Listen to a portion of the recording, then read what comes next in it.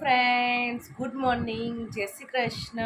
Prajapati Arpita back to my ચેનલમાં તમારું હાર્દિક સ્વાગત છે. હું ઈચ્છું છું કે તમે બધા મજામાં હશો અને હું પણ મજામાં છું.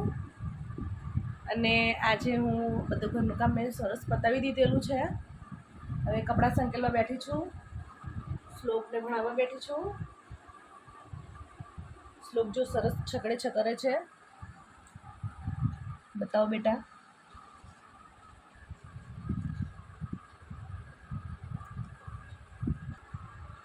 તો ફ્રેન્ડ્સ, આજે આપણે બપોરમાં બનાવીશું દમાલું. તો હું તમને આજે દમાલુની રેસીપી તમને બતાવીશ.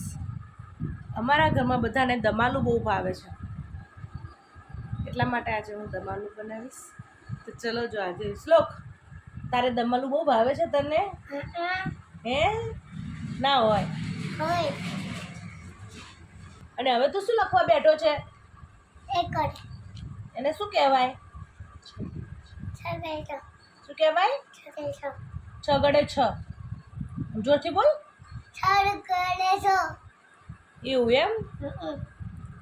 અને તને આવડી ગયો હવે છગડે છ? એમ તો હે ને હવે સરસ ડાયો થઈ જજે હો. પછી સ્કૂલ જવાનું છે ને? ઓકે. એ સ્કૂલમાં નહીં, એ આંગણવાડીમાં જાય છે, પણ એ આંગણવાડીને સ્કૂલ જ કહે છે. હે ને શ્લોક? લે કેમ છો? એને હું વિડીયો ઉતારું ને તો એને બોલવા જોઈએ અમારે. તો ચલો ફ્રેન્ડ, આજે હું બપોરે દમાલું બનાવું છું, તો હું તમને એની રેસીપી જરૂર હું તમને બતાવીશ આજે. તો ચલો દમાલું બનાવીએ આજે. તો દમાલા માટે આપણે બટાકીઓ લઈ લઈશું.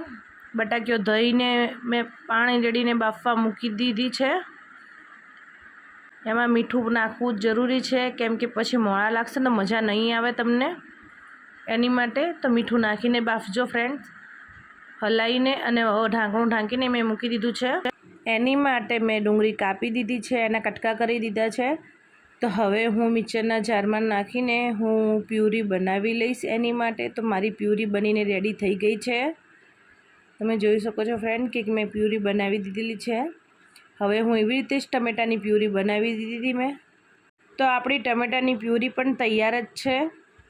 અને હવે આપણે કઢાઈ લઈશું. કઢાઈમાં તેલ નાખીશું. 5 પરી તેલ લઈશું. તેલ નાખ્યા બાદ આપણે એને થવા દઈશું થોડી વાર. તો આપણું તેલ થઈને રેડી થઈ ગયું છે. તો હવે આપણે આદુ લસણ મરચાંની પેસ્ટ અંદર નાખી દઈશું. આદુ મરચાંની પેસ્ટ નાખીને આપણે એને હલાવવાનું છે, કારણ કે તે દાજી ના જાય એની માટે. તો નાખ્યા પછી મેં એને એમાં સૂકા મરચાં નાખી દઈશ હું. સૂકા મરચાં નાખ્યા બાદ પછી પાછું થોડી વાર હલાવી દઈશું, કેમ કે બધા મસાલા દાજી ના જાય. એટલે આપણે વચ્ચે વચ્ચે નાખતી જઈશું ને હલાવતા જઈશું. ત્યારબાદ પછી આપણે મરચાંને થવા દઈશું. મરચાં થઈ ગયા છે આપણા. હવે આપણે તેલમાં જીરું નાખી દઈશું અને બરોબર થવા દઈશું. પછી હલાવીશું, કારણ કે તે મસાલા દાજી ના જાય એના માટે પ્લીઝ ફ્રેન્ડ આપણે હલાવવું જ પડશે. હવે મેં તજનો કટકો નાખી દીધો છે. તજનો કટકો નાખ્યા બાદ પછી આપણે જે ડુંગળીની પ્યુરી બનાવી હતી એ ડુંગળીની પ્યુરી નાખી દઈશું. ડુંગળીની ગ્રેવી પણ કહેવામાં આવે છે એને. અને એ હલાવી દઈશું એને, અને એને ચડવવા દઈશું કે આપણી બધી ડુંગળી સરસ ચડી જાય ને સાતળી જાય. એની માટે આપણે એને હલાવીશું અને પછી એને ચડાવવા દઈશું. તો આપણી ડુંગળી ચડી ગઈ છે થોડી. તો હવે આપણે ટામેટાની પ્યુરી પણ નાખી દઈશું.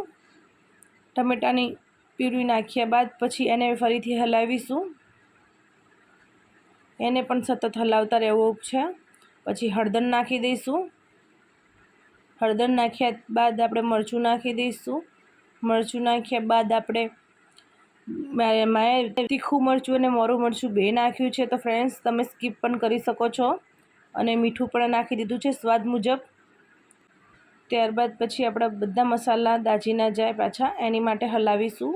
અને ખાસ ધ્યાન રાખવાનું કે આપણું મરચું દાજી ના જવું જોઈએ. તો આપણી મિક્સ થઈ ગયું છે બધુંય. હવે આપણે એને ચડવા દઈશું.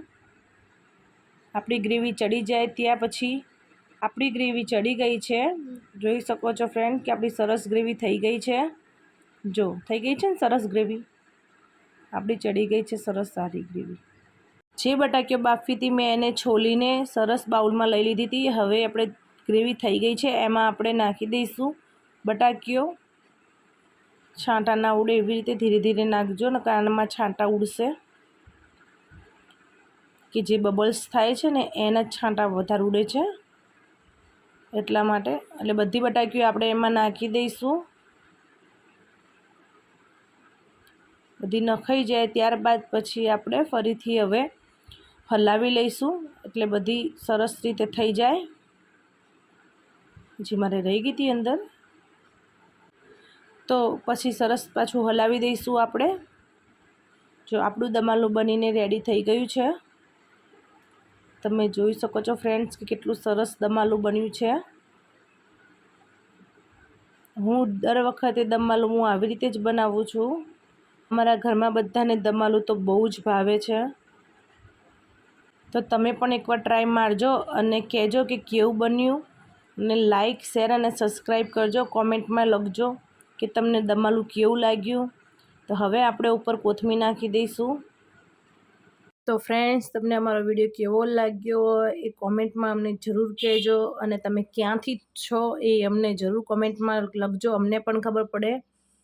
તમને અમારો વિડીયો ગમ્યો હોય તો લાઇક, શેર અને સબસ્ક્રાઈબ કરજો. અને આપણો બ્લોગ અહીંયા પૂરો થાય છે અને કાલના બ્લોગમાં મળશું. બાય.